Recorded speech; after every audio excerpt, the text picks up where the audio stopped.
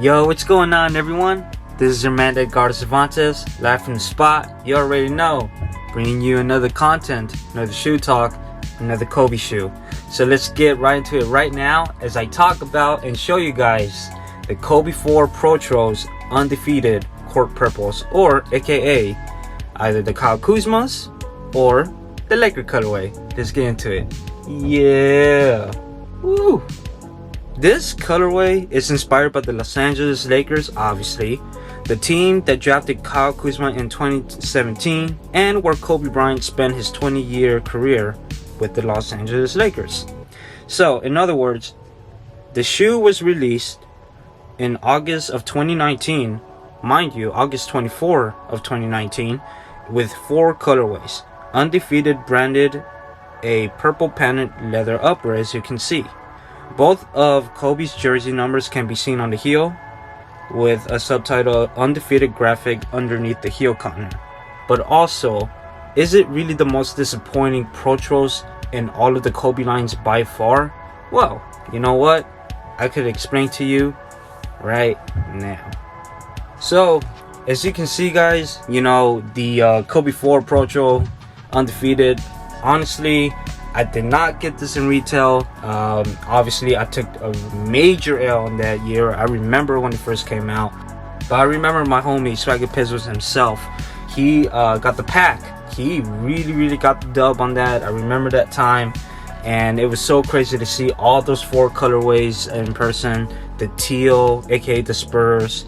The Phoenix Suns colorway. And the Bucks colorway. And as well as the court purples. And though, I mean, out of all of them though, my favorite one out of all of them will be the, you know, the court purples. That's actually like just a bias thing, obviously, but it's also like the closest thing to a Laker colorway as well. But that teal colorway is so awesome too. That's in my second on the list. Then I'll put the Bucks on the third, and then fourth will be the Phoenix Suns, because I'm not really into like the whole orange aspect of the whole shoe, but it still looks clean, at least in my own opinion. So just got to get that out of the way.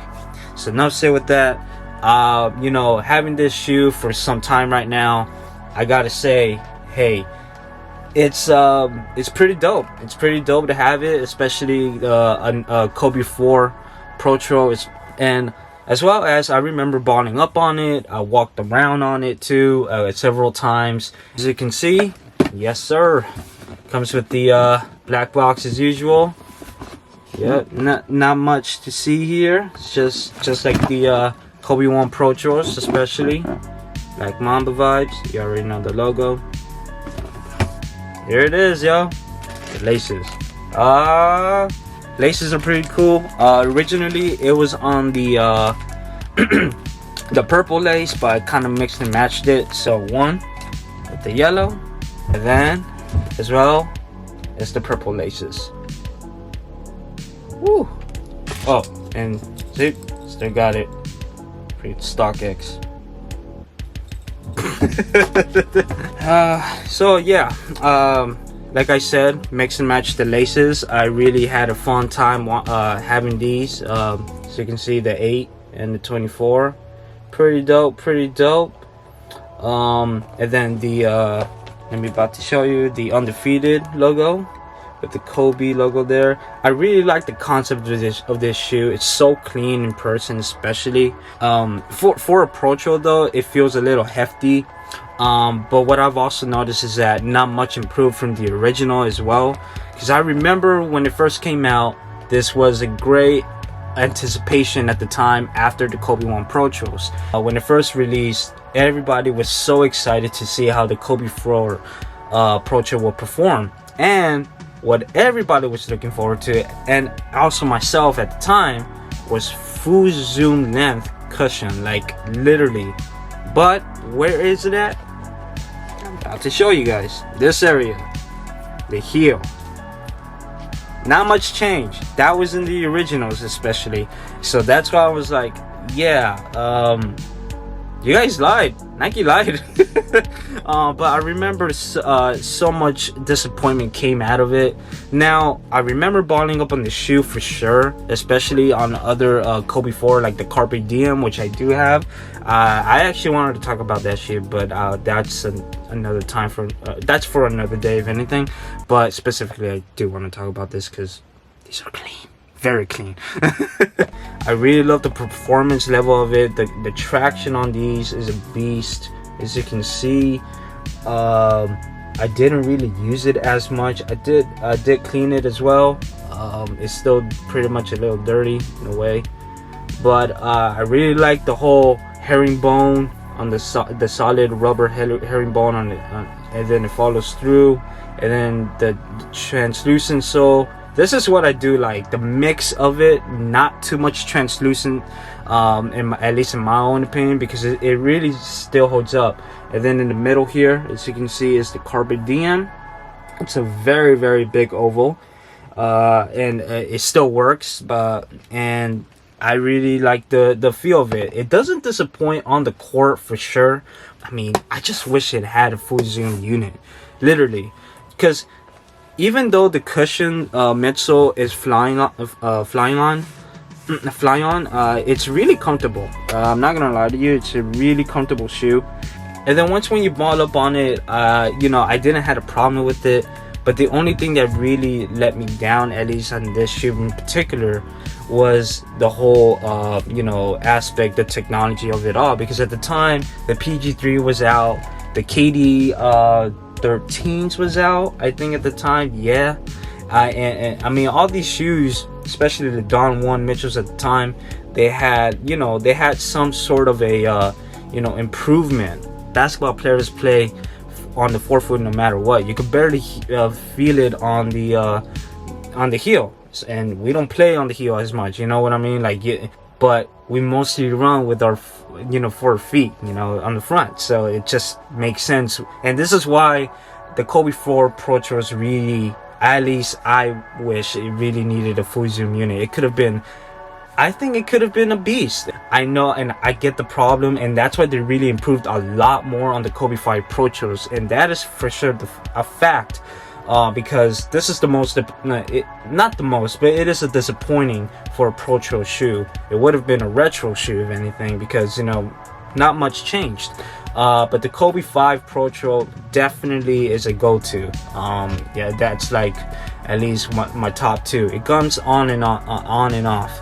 Either the Kobe 1 PROTROs or the Kobe 5 PROTROs. It really messes my rank right there.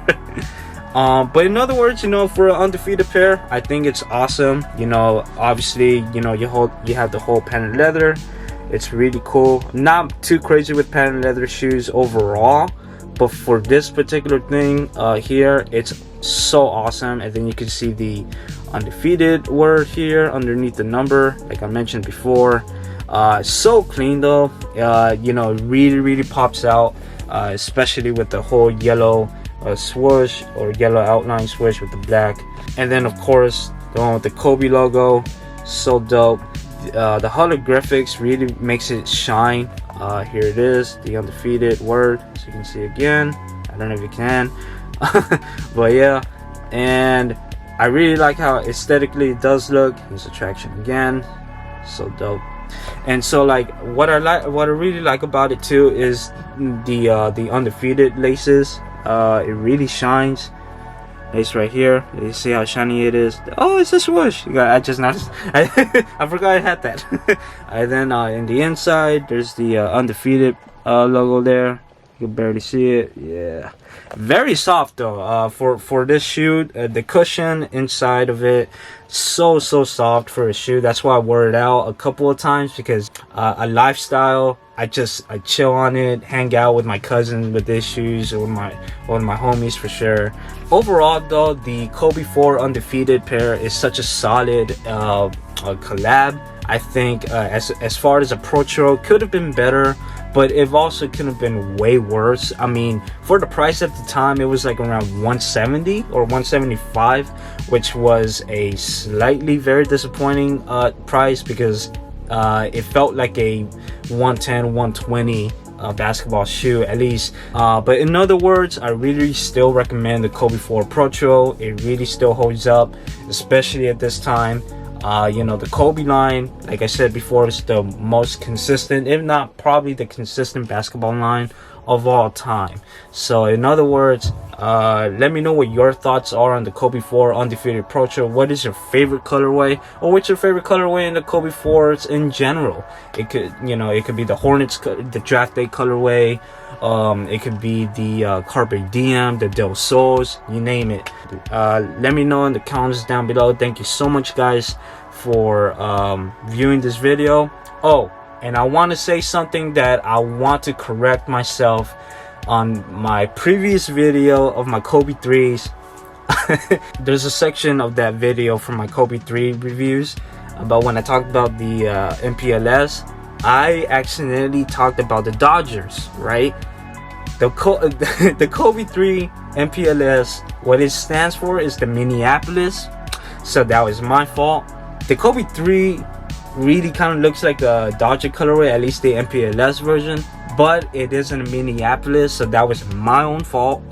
I really fucked that up. My apologies.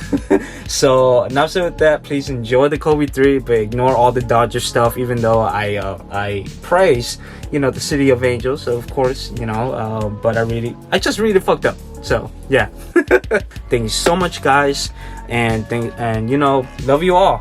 Just make sure to keep it, you know, let's keep this going and enjoy the journey together. So in other words, to the next vids, thank you all. Yeah, freaking dope. Whew.